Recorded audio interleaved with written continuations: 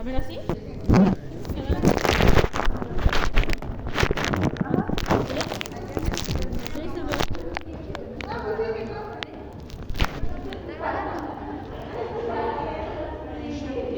que sí se ve. Creo que no se ve pizarra. Voy a hacerla más barata. Ahí los pongo linda. Hola, buenos días. Hola, doctora. Ah, sí. Y mi...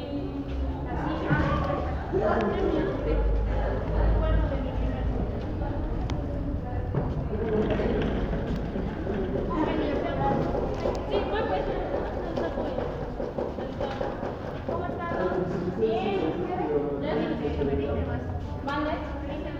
Ay, chama. Sí, por favor. Bueno, chicos, vamos a apurarnos. Hoy vamos a empezar la siguiente parte, que es ejecución, mecanismo de transporte tubular. Que nos presten atención. Pero para eso, les paso lista y ahorita les digo. Ahora, les tocó la mala suerte, chicos, espero que estén teniendo un buen día antes de las noticias. Les tocó la mala suerte que les dejé a los del otro grupo elegir su vida. Entonces, anoten fechas. 12, el siguiente viernes, primer día de preguntas. Acuérdense que nosotros tenemos ustedes tienen que juntar 2 participaciones obligatoriamente, ¿verdad? Bueno, yo les doy chance. ¿Ok? ¿Dos puntos? ¿Sí? Y pues para que no sea mala onda, yo les doy el chance de dándoles 2 días, ¿verdad? El problema es que luego el día de preguntas no contestan. Por eso les digo las participaciones del día a día. ¿Ok? Entonces ya ustedes no la aprovechan.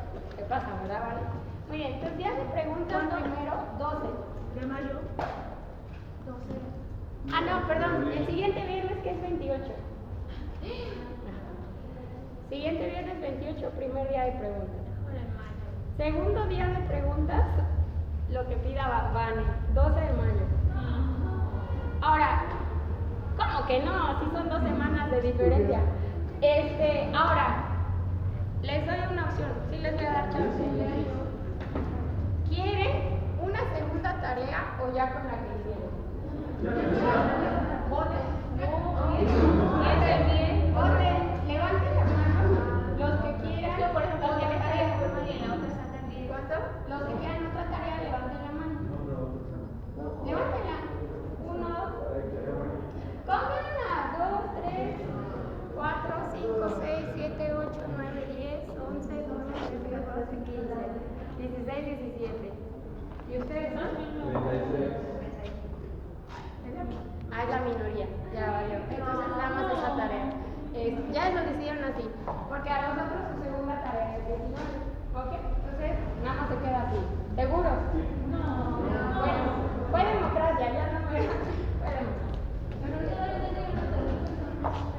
Y si cambian de opinión, me dicen el lunes. O sea, si ustedes como grupo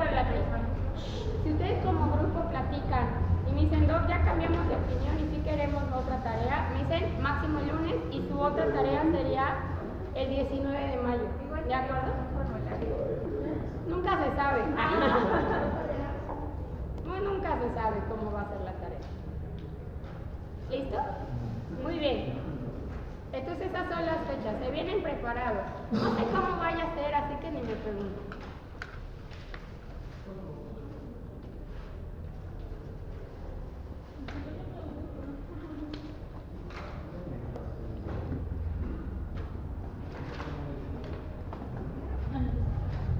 Muy bien. Nayet, Pati, Julie, Jubia, Andy, Lalo, Bren, Vane, Felipe, Nadia, Gali, Cris, Cristian, Jesús, Mesli, Arlet, Jenny, Manu, Yael, Fanny, Mike, Karen, Isma, Avi, Kelly, José Luis, Héctor, Alberto. Fer. Mariana. Tania. Mariana. Mariana Muñoz. Es que me dijo que iba a ir a lo de su tarjeta. Ok, gracias, hermano. Naye, perdón. Dalai. Angie. Angie. Fuerte, Angie, que todo el mundo te escuche. Lina. Paz. Falta. Ahí Angie. Doble inasistencia. Dale. Naye, un número. Ahí no solo yo. 23. Avi, qué suerte tienes. A ver, Avi, dime por favor, dime rápido así. El eje de vida que vecina de la coronavirus. Así te vale. Eje de vida que vecina de la coronavirus. O sea, quiero que me digas, se produce aquí la retina, a lo mejor me dice en el camino, no le quiero que se produce. Luego con síndrome, cuando se produce eso con síndrome, luego con síndrome que se genera clase. Y va a ser más dulce. Si quieres, también. Fuerte, Avi. ¿En dónde?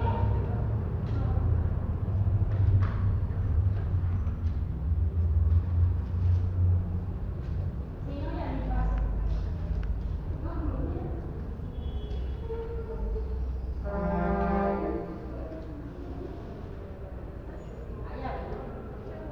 Y eso que fue suerte, porque ya podías haber juntado un punto entre ayer y hoy. Un número, Avi. 20.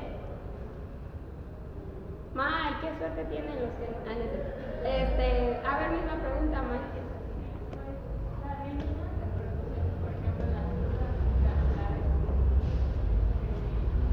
¿En dónde? Ok. También tiene otras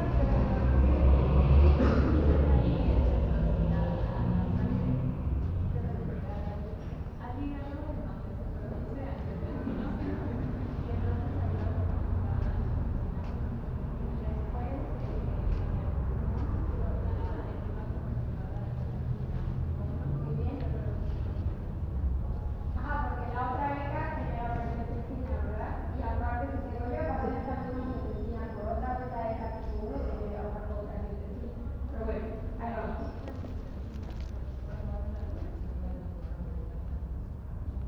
Bueno, la medicina tipo 2 de los péptidos va a qué resultado? 1. ¿Dónde puede estar localizado en distintos sitios? Uno de esos sitios es la glándula suprarrenal para la liberación de aldosterona. ¿Dónde? ¿O qué otro efecto tiene?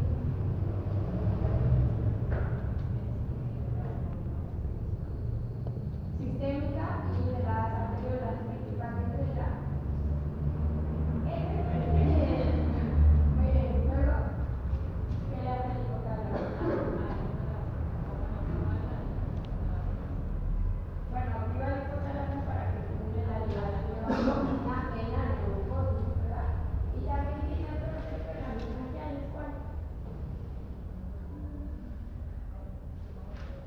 ¿Cómo que supone? Bueno, sí supone bien. Constricción de las mesangiales, pero no como supongo, pero sí está bien. Ok, entonces esos son sus efectos, nada más que ojito porque si se va, ayer hice una pregunta y luego me sentí mal, porque yo no fui específica, pero ella no se dio cuenta, porque le dije qué efecto tenía la angiotensina tipo 2 y la regañé porque dijo vasodilatación. Bueno, no la regañé, pero ya saben cómo soy.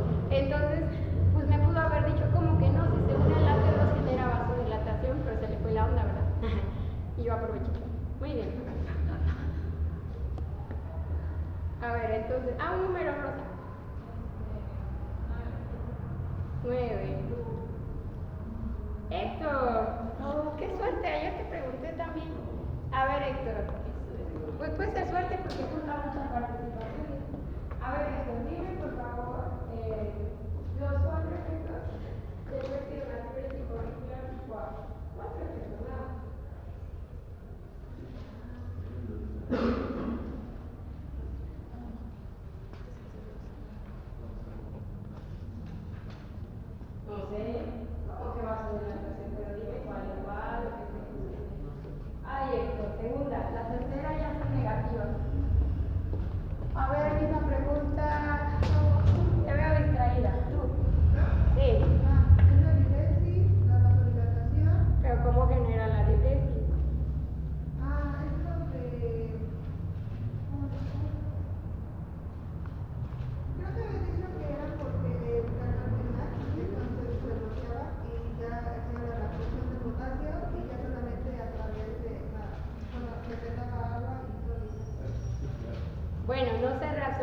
sodio.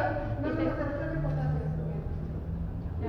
no, ahorita no, pero lo segundo que dijiste sí está bien, no se reabsorbe agua ni sodio, entonces se elimina, eso aumenta la diuresis por bloqueo directo del canal renal. Pero también, bueno, por inhibición más bien del canal renal, pero también tiene un efecto sobre la suprarrenal. ¿Cuál es? Te voy a ir ayudando. Es que se pasan, es lo contrario que lo que dijo Mike.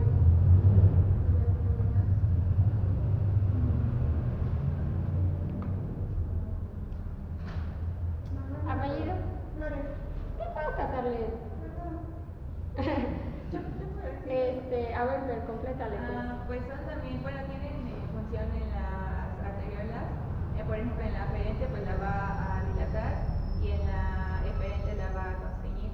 También sobre las mesenquiales creo que las va a relajar y por eso aumenta la tasa de filtrado glomerular. Ok, muy bien. Y también puede inhibir la secreción de vasopresina, ¿de acuerdo? Pero ese efecto está menos descrito. ¿Por qué les dije que se pasan, que es lo contrario que dijo Mike? Porque justo casi lo mismo que lo que hace la angiotensina tipo 2, casi lo revierte el péptido, ¿de acuerdo? Salvo la constricción de la eferente. ¿Ok? Muy bien. A ver, siguiente. Aquí, ojo, no sé, es que cuando trabajo en el Drive, como que la fórmula no se actualiza, ¿ya vieron? Entonces necesito descargar la fórmula para que se actualice. No se preocupen, si les salen ceros, ¿ok? Pero ya ustedes más o menos vayan sumando. Por ejemplo, acá la del PAC ya la sumas, 225, ¿ok? Necesitas 5. ¿Qué pasó? Es que no me he puesto la amiga. Pues no te la voy a... No es cierto, no es cierto, Fer. Qué llevadita la doctora. Fer Machorro. Y Mendoza no dijo nada. A ver, entonces, Mariana San Pedro, ¿cómo sabías que te iba a preguntar? A ver, Mariana, dime por favor, esta está fácil. Dime por favor la síntesis del resto de la síntesis orbital. Tipo A, ¿cuántos aminoácidos terminan teniendo? ¿Qué enzima la corta? Lo más fácil.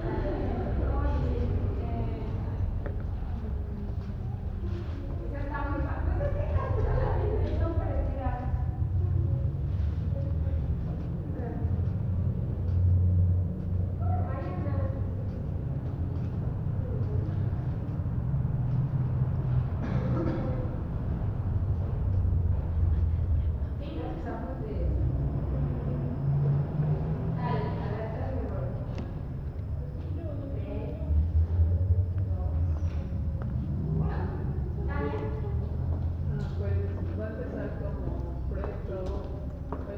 Primero empieza la transcripción desde el núcleo con su reina y mensajeros y codificando. Luego, desde el núcleo y se obtiene el péptido natriúrico auricular. Luego va al aparato de Golgi y de ahí va a las células granulares, o también llamadas células de Paley, ¿cómo se las dijo? células del ballet dentro de otra célula. Piensen lo que están diciendo. No, en el aparato de Golgi va a ser... A ver, se sintetiza como pre-ProPNA. Como pre-ProPNA, ¿en qué organismo se corta?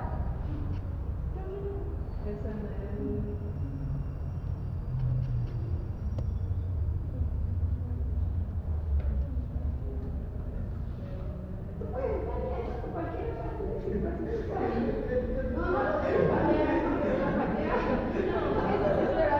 Bueno, yo simpatía a un chico que se llama Romero, pero no es su culpa, porque fue su culpa porque ya lo vi y él hizo su pie y lo vi. Y ahora todos los días que lo veo me sigue doliendo. Y traía creo que otras cosas, no sé qué. Ridículo, no pasa liso. También puede pasar, pero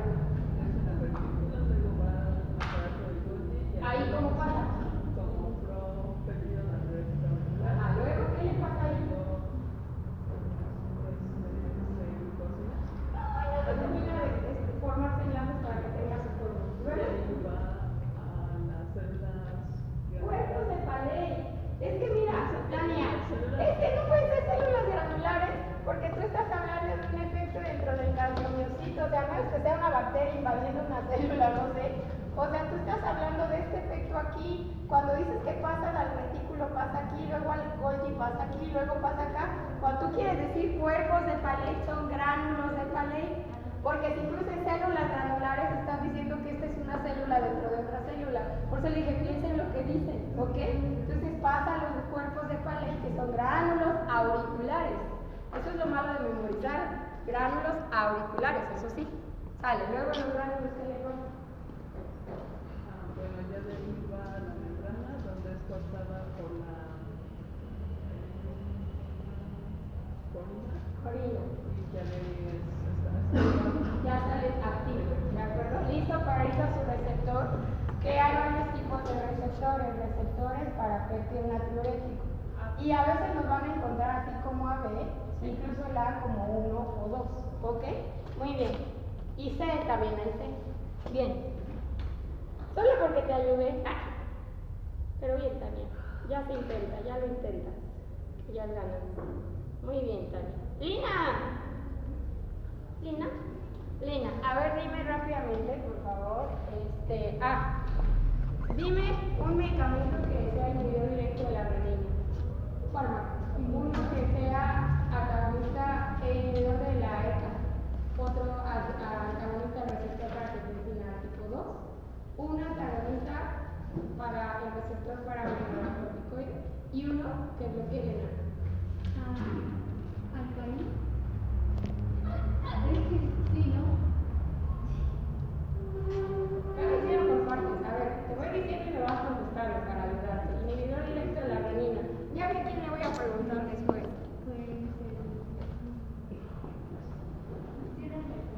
Alistireno o alistireno. Depende como el que idioma lo vea. ¿Luego?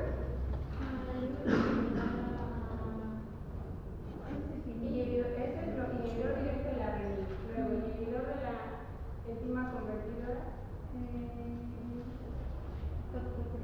Ale. Muy bien, llevas punto 2. Luego, el antagonista del receptor para el depresivo.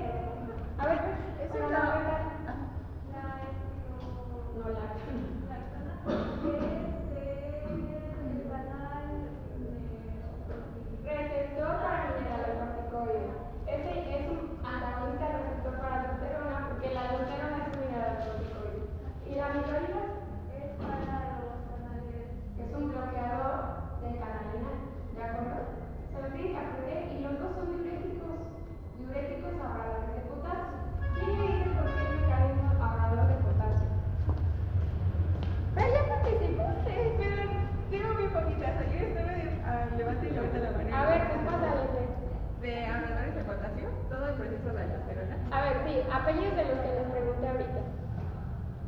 Van. Pero tú no tienes negativa, ¿verdad? No.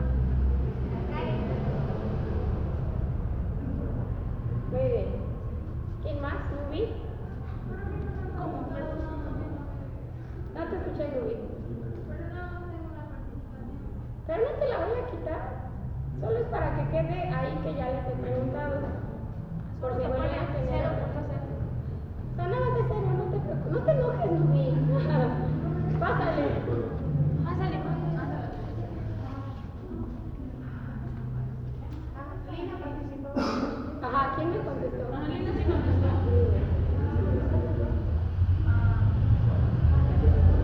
¿Quién más? Loranca.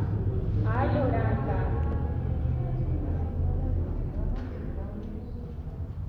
Muy bien.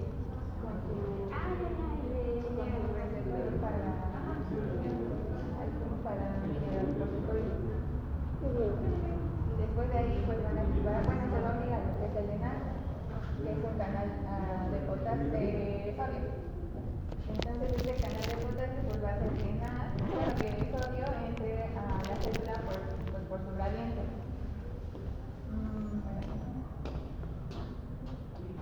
Ya que entra por su gradiente a la célula, pues tiene que salir de alguna manera. Entonces en la membrana va a salir por una bomba sodio-potasio. En la membrana vasolateral.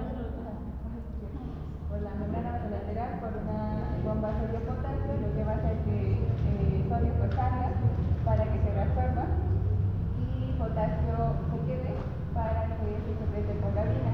Entonces eso sucede cuando hay hipotensión, cuando hay un proceso, ¿no? Cuando está activo el ENAC, puede estar activo así nada más, pero usualmente, pues quien estimula la síntesis de ENAC, ¿quién era? Aldosterona, ¿verdad? Porque llegaba a su receptor y es de los pocos, entre otros receptores que se hacen intracelulares, y ya la señalización la lleva al núcleo para generar algún proceso, en este caso el proceso que desencadena es la síntesis de la subunidad alfa del canal, ¿ok? Ajá, y entonces ya aquí entra lo que es el péptido natriurético auricular, porque va a actuar sobre el ENAC, que lo va a inhibir. Bueno, pero ahorita no queríamos el péptido, sí vas bien, pero nada más queríamos saber tantito qué pasaba cuando bloqueabas con el potasio. Esto es lo que ocurre, el potasio pues entra a la célula y luego se elimina por la orina. Cuando yo bloqueo el ENAC con inhibidores directos del canal epitelial de sodio, que ese es el nombre, canal epitelial de sodio, bloqueo acá o bloqueo el receptor mineralocorticoide, entonces todo este proceso no va a pasar y ese potasio, en lugar de eliminarse por la orina, se queda en la sangre, pues se llama ahorrador de potasio.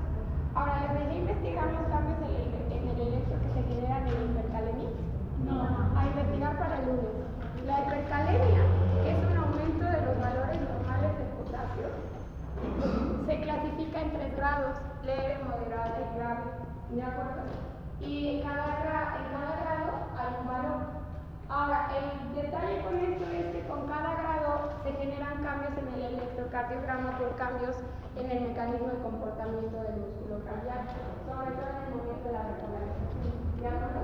El problema de la hipercalemia es que se puede generar desde arritmias cardíacas hasta fibrilación y pues la muerte del paciente. Entonces, en pacientes que tengan, acuérdense, predisposición por hacer hipercalemia, no puedes dar indiscriminadamente ahorradores de potasio, ¿de acuerdo? Muy bien. Perdón, Fer, ¿verdad? ¿Alguien quiere una pregunta? No. A ver, voy a hacer 2. A ver, Naye, dime por favor la división de la glándula suprarrenal y qué se secreta en cada una de sus divisiones. Bueno, la glándula suprarrenal se divide en corteza y médula. Algunos autores agregan una capa todavía externa como diferenciándola a la corteza, que es la cápsula, ¿no? Muy bien, luego. Y de ahí está,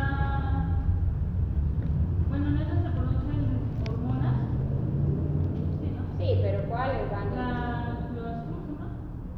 La vasopresina, no,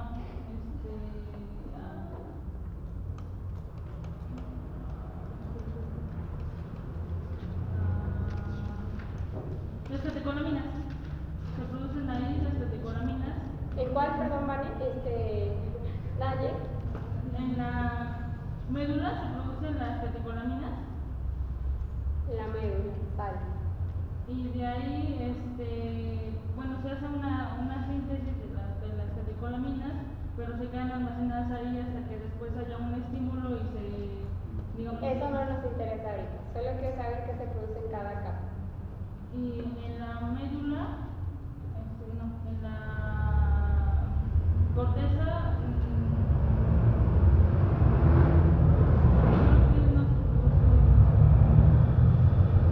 Está Naye. Ahí está Naye. Fátima. Jesús. Misma pregunta. Dime tus apuntes que te cambio la pregunta. La médula era catecolaminas, la reticular, bueno, las cuatro, ¿no? Cabe mencionar dos, era la reticular, la médula y... Hasta les hice el dibujito, ¿no? Creo que la reticular era glucocorticoides, en la medular las catecolaminas, en la fascicular era...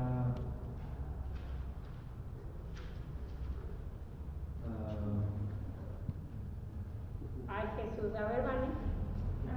Bueno, la glándula suprarrenal se divide en corteza y médula. La médula es la que libera las catecolaminas y la corteza tiene tres zonas. Bueno, se divide en tres zonas. La zona fascicular, que libera glucocorticoides. ¿Qué es la intermedia? La intermedia, ajá, es la que libera glucocorticoides como el cortisol. La reticular, que es la que libera andrógenos, ¿sí, no? Y la glomerular es la que libera aldosterona. Mira la Mineralocorticoides, aldosterona. Muy bien. Listo. El lunes les voy a preguntar entonces, lo que les dije de cambios en el electro, lo que habíamos quedado del hipotálamo y de la hipófisis, ¿ok? De las hormonas de la neuro y del adeno, si me acuerdo que les dejé investigar. Y esto de los cambios del electro y los grados de hipercalemia. Ahora aquí está lo que les acabo de decir ahorita. Ok, no sé, aunque ayer les puse la imagen, hasta ya se los pasé, algunos siguen igual, van a ver chamanos.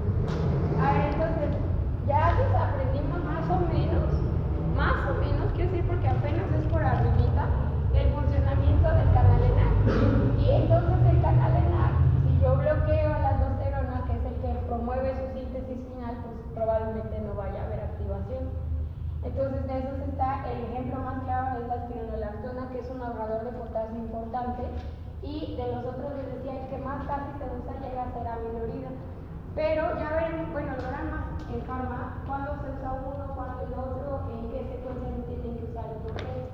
Ahora, a veces no hace sentido usar, por ejemplo, si yo uso dos tipos de antagonistas para el canal de aldosterona, eso no tiene sentido, ¿verdad? O sea, si yo bloqueo o doy dos medicamentos que actúen justo en el mismo nivel, eso no tiene sentido. Bien, lo que se llega a dar, por ejemplo, es usar primero y si ya no tiene efecto, pasarse a Lo mismo con el sistema renina-angiotensina-aldosterona. Primero empiezas con un YECA, si no genera cambio o no es suficiente, puedes cambiar el YECA, agregar un ARA2 o incluso hacer esquemas combinados. Entonces hay unas guías que da la AJA para el tratamiento de la hipertensión y te va en el eslabón estando en búsqueda, por favor, porque esto no nada más es como para la clase, esto va a ser para toda su vida, ¿de acuerdo?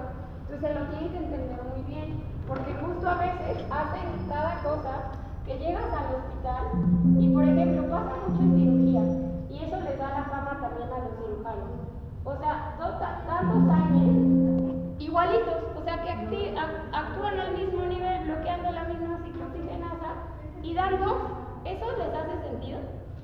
No, ¿verdad?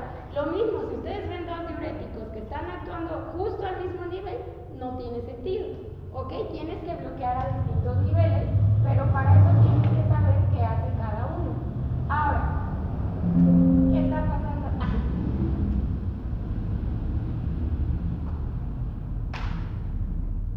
Entonces, ahorita lo que vamos a continuar viendo, muchachos, mi compu. Estoy entrando en pánico porque esta es nueva y se supone que trae muy bien las cosas y le está costando abrir ciertos programas. Entonces yo creo que es mala señal, ¿verdad, chicos? Está defectuosa.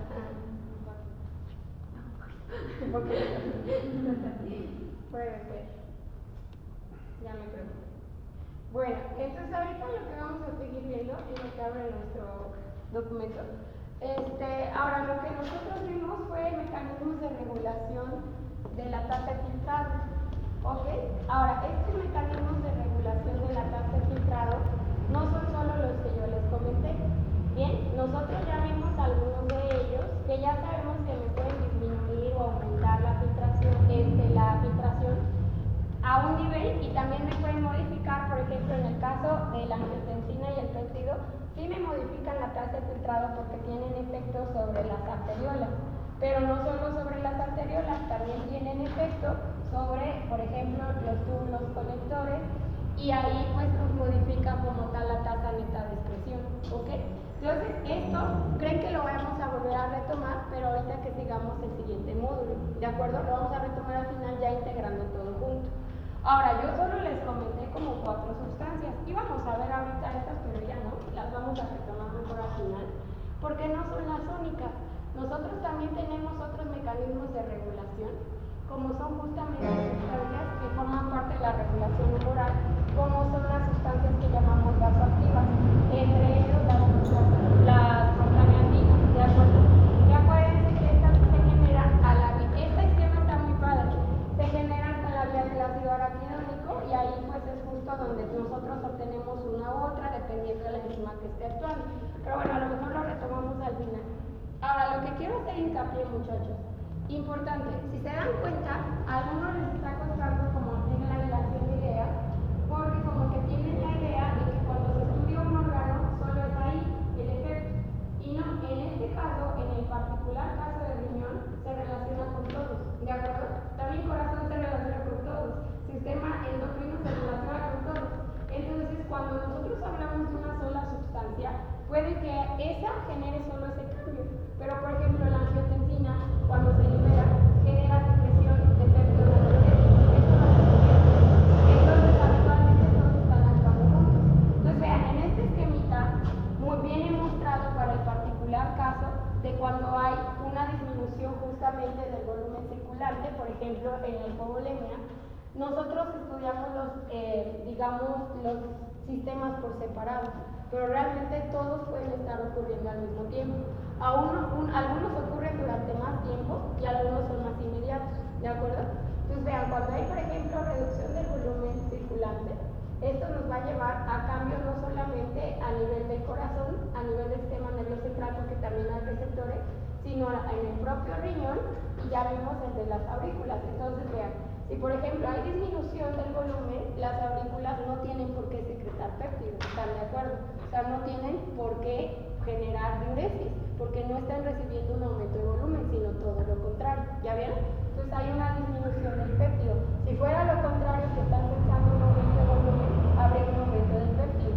Ahora, si yo tengo poco péptido natriurético auricular, entonces justamente lo que se va a provocar no son cambios a nivel justo de bloqueo de NAC, por ejemplo, sino que el NAC va a seguir funcionando de manera normal, ¿de acuerdo?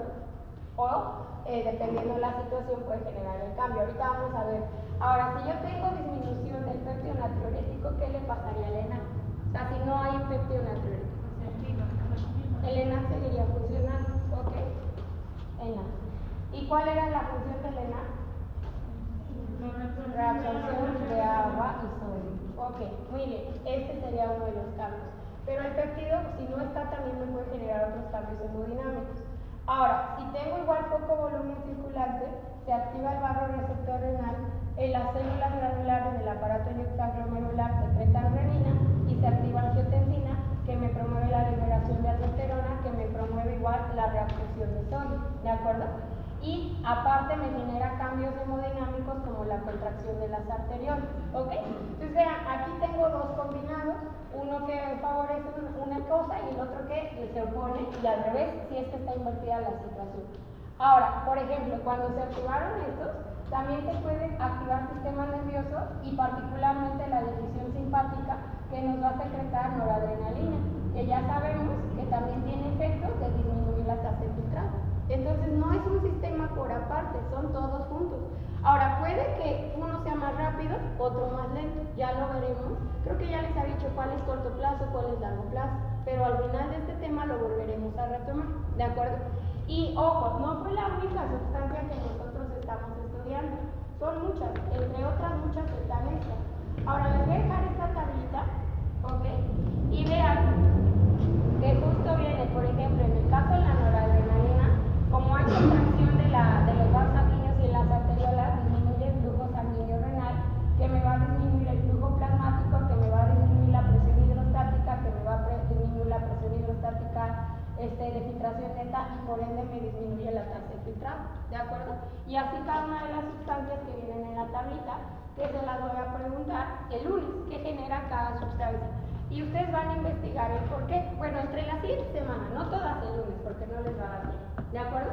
Pero nosotros ya vimos algunas sustancias, ¿bien? Ahora, ¿alguna duda de aquí?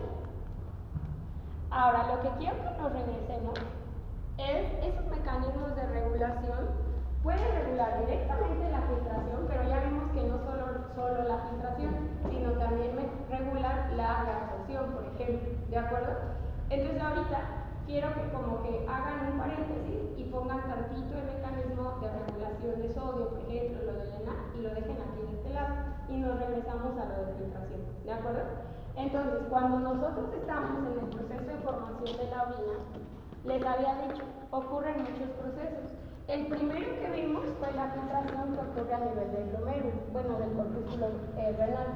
Ahora, para que esta filtración ocurra, nosotros necesitamos dos grandes determinantes. Las fuerzas de estabilidad eran cuatro. ¿Cuáles son? ¿Cuáles son las dos que favorecen la filtración? La aerostática, que de hecho es la más poderosa, ¿cierto? Pero la aerostática del capilar, ¿ok? La otra que favorece la filtración, ¿cuál es?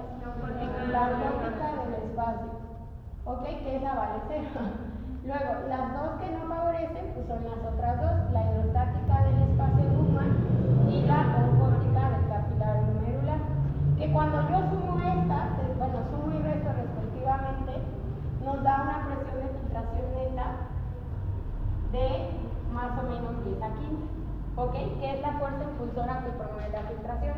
Esta fuerza que promueve la filtración necesita justamente vencer las resistencias que llegan a presentar las cuatro segmentos de la membrana de filtración. ¿Y cuáles son, Manu? Las cuatro capas de adentro hacia afuera. Ajá.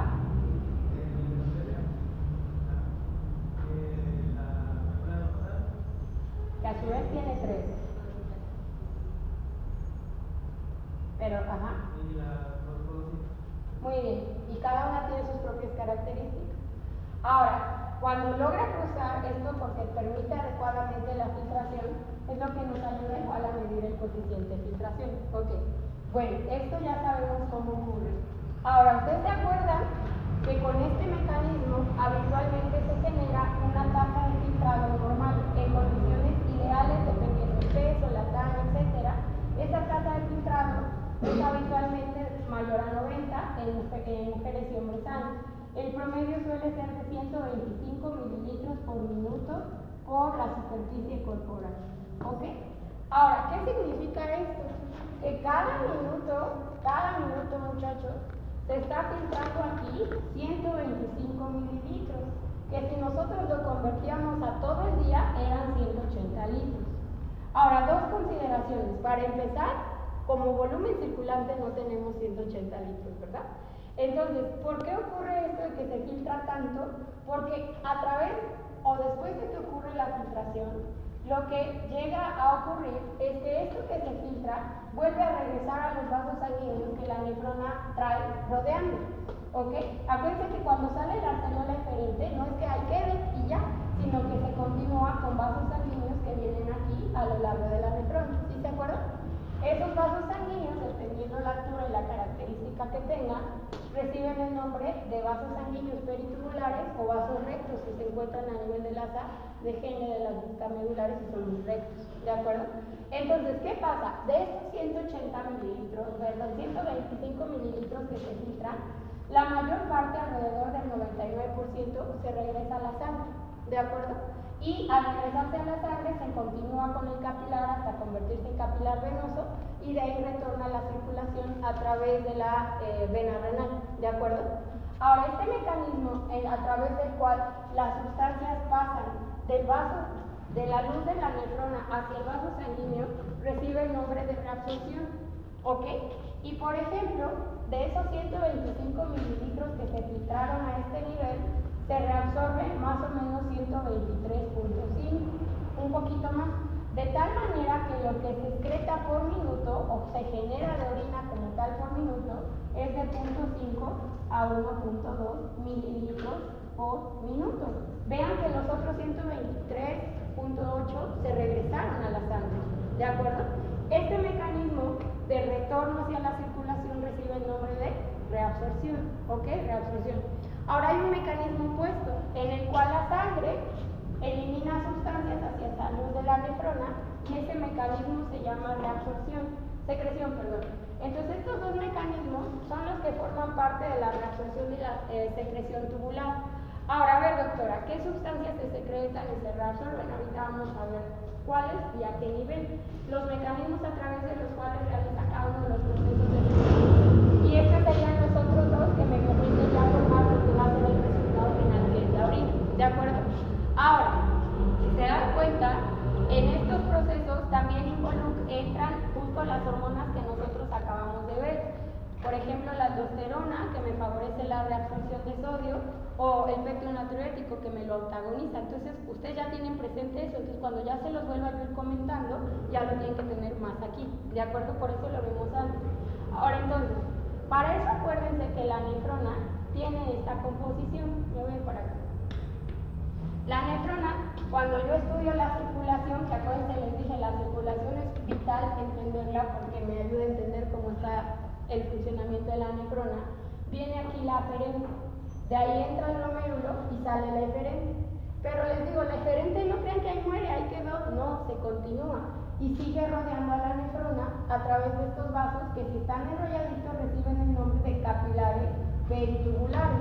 Y puntualmente en la nefrona yuxtamedular, que es una nefrona con una CGL muy larga, los vasos sanguíneos se hacen muy rectos. Ahorita les voy a poner el esquema. A este nivel esos vasos reciben el nombre de vasos rectos. Pero curioso, estos capilares, como todos los capilares del sistema, forman primero un capilar arterial y después se fusionan, como Goku y Vegeta, hacia un capilar venoso. Y este capilar venoso regresa a través de la misma circulación, pero inversa. Es decir, en lugar de regresar así, pues justamente el capilar luego regresaría a qué arterial, a qué vénula, perdón. Bueno, ¿cómo sería el sentido opuesto? Si en la irrigación era arteria interglobal, luego arteria de arriba hacia abajo sería interglobal, luego, bueno, de hecho viene interglobal, secretaria, luego interglobal, luego, ¿seguro?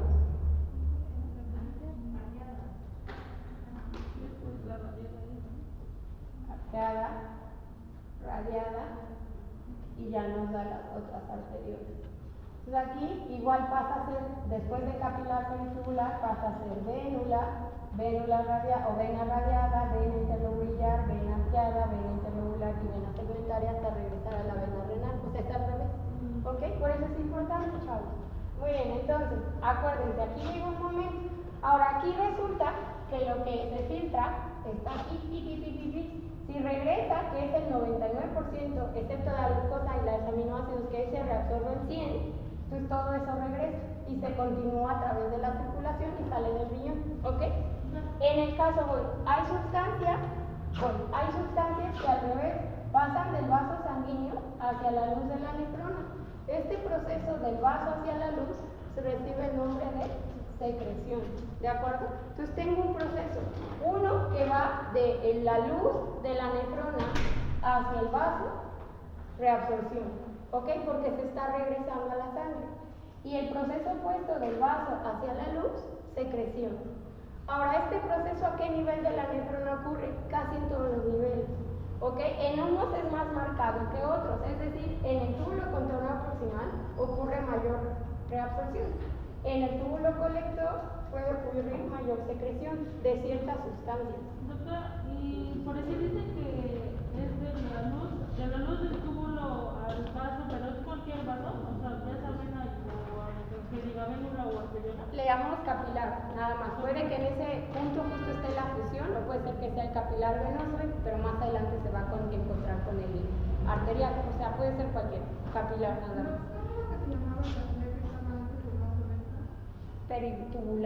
Peritubular. Ok, entonces vean, si yo aquí pusiera el vasito sanguíneo, el proceso que va de la luz de la nefrona hacia el vaso, reabsorción. El que va del vaso hacia la luz, secreción. Pero esto no es tan sencillo como parece. ¿Por qué no es tan sencillo? Porque estamos hablando de un tubo. Dicho tubo, ¿cómo está formado? Por células, ¿cierto? Células. Que tiene células acá y células acá.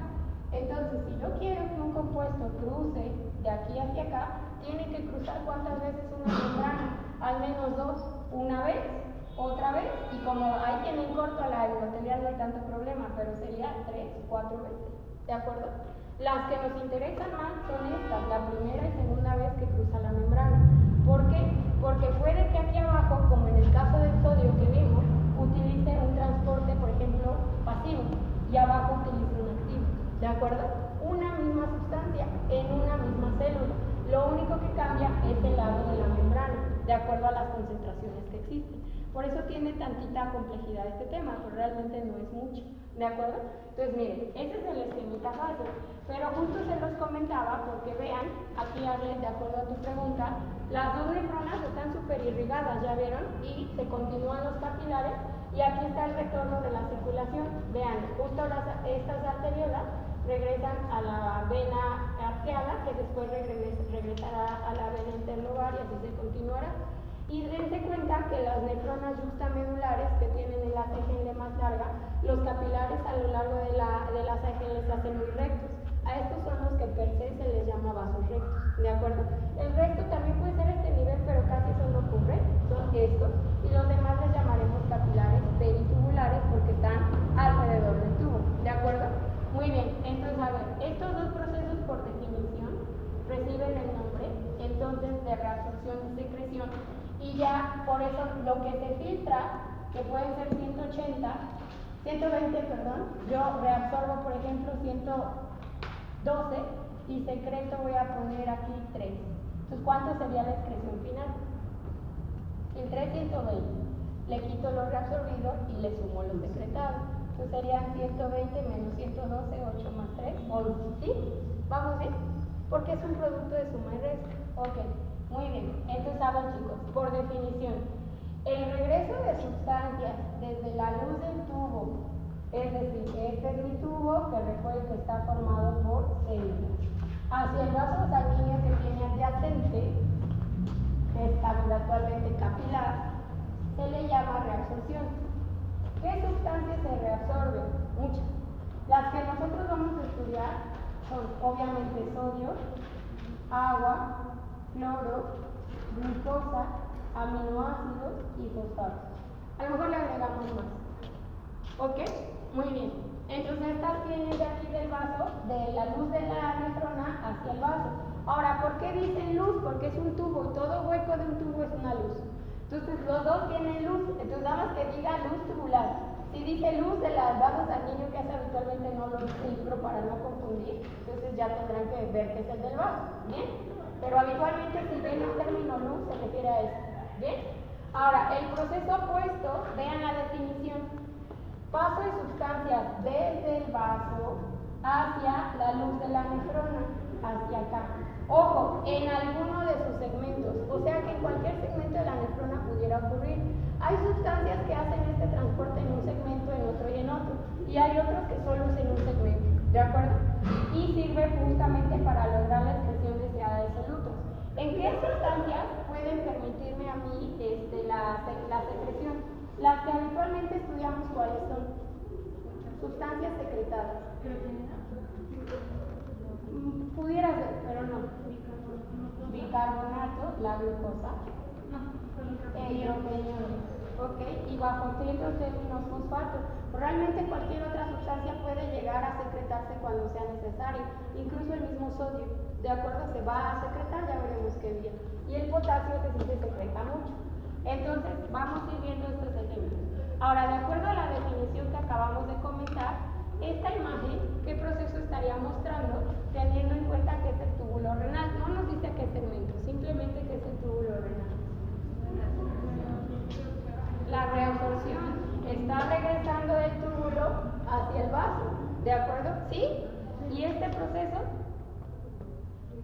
Vaso, secreción, para que se elimine. ¿Ok? Ahora, esto es sencillo realmente, pero ojo, lo que les decía, aquí a este nivel yo tengo una membrana, porque esta es una célula, aquí tengo otra y aquí tengo otra. Aquí no hay tanto problema porque están juntas. Entonces, yo tengo que saber si aquí tengo una concentración más de X sustancia, ¿cómo se va a mover? Si es un ion y tengo aquí mayor y menor concentración, se va a mover por un canal. Pero si es, por ejemplo, un soluto grande, no polar, como la glucosa, aquí, polar, perdón, como la glucosa, este no va a usar un canal, va a usar un glus, por ejemplo, si el transporte que siga de más a menos.